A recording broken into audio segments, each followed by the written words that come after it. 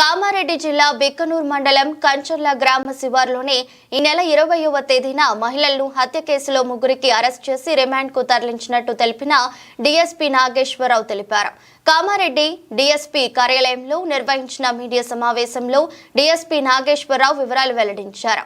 కంచర్ల గ్రామ శివారులోని వ్యవసాయ భూమిలో ఒంటరిగా పనిచేస్తున్న మహిళ బల్లెముల సుగుణ తలపై కొట్టి హత్య చేసి 3 తులాల బంగారు ఆభరణాన్ని దొంగలించిన కేసులో అల్లేపు మల్లయ్య అనే నిందితుడు విషయం బయటకు వస్తుందని భావించి నెల 22వ తేదీన పురుగుల మందు సేవించి ఆత్మహత్య యత్నం చేసుకుని నిన్న మృతి చెందగా మిగతా నిందితులు నవీన్, ప్రసాద్, సాలవ్వలను అరెస్ట్ చేసి రిమాండ్ కు తరలించినట్టు తెలిపారు. నిందితులు బీబీపేట మండలం యాడారం గ్రామానికి చెందిన వారుగా పోలీసులు గుర్తించారు. నిందితుల వద్ద నుండి 3 తులాల బంగారు ఆభరణాన్ని, ద్విచక్ర వాహనాన్ని స్వాధీనం చేసుకున్నట్టు తెలిపారు. ఇదే రకమైన హత్యలు చేసిన కేసులో నిందితులపై గతంలో పలు కేసులు నమోదైనట్లు తెలిపిన డీఎస్పీ నాగేశ్వరరావు తెలిపారు. కేసు ఛేదించడంలో చాకచక్యంగా వ్యవహరించిన పోలీసులు అధికారులను డీఎస్పీ అభినందించారు. ఈ కార్యక్రమంలో Bikkanoor CI SI Sai Kumar, police సిబ్బంది పాల్గొన్నారు.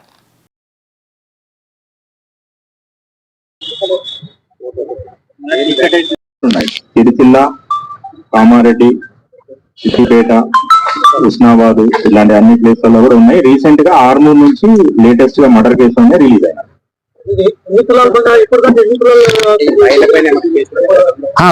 మండలంలో ఉన్నటువంటి కంచర్ల గ్రామ శివార్లో 20/11/2024 రోజు సాయంత్రం అందాజా 3-3:30 ప్రాంతాల బల్లేముల సుగుణ మరియు ఆమె యొక్క భర్త ఇద్దరు ఆ గ్రామ శివార్లో రోడ్డు పక్కన ఉన్నటువంటి వాళ్ళ సొంత వ్యవసాయ భూమిలో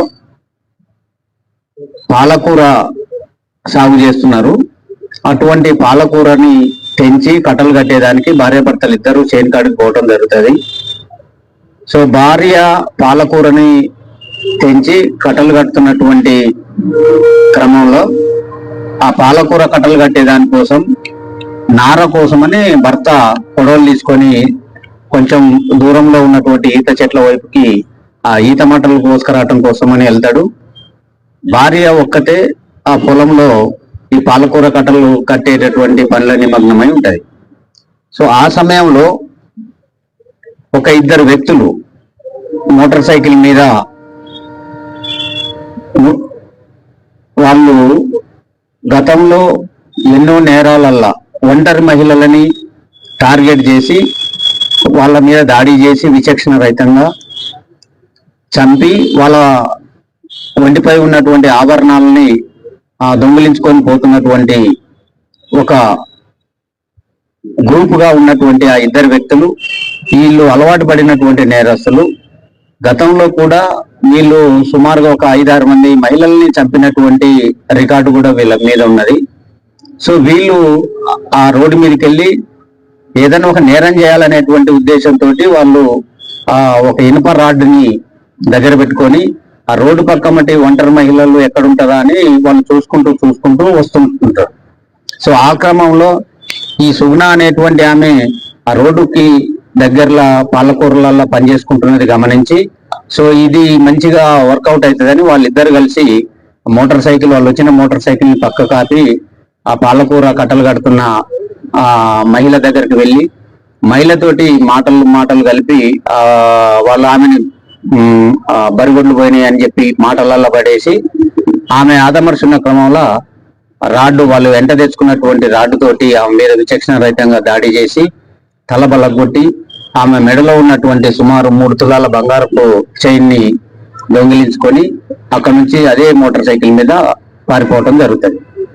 సో ఈ క్రమంలో ఈ సమాచారాన్ని అందుకున్నటువంటి బిక్నూరు పోలీసులు, బిక్నూరు సిఐ గారు, బిక్నూరు సిబ్బంది, ఎస్ఐ గారు అందరూ మేము నేరస్థలానికి వెళ్ళటం జరుగుతుంది.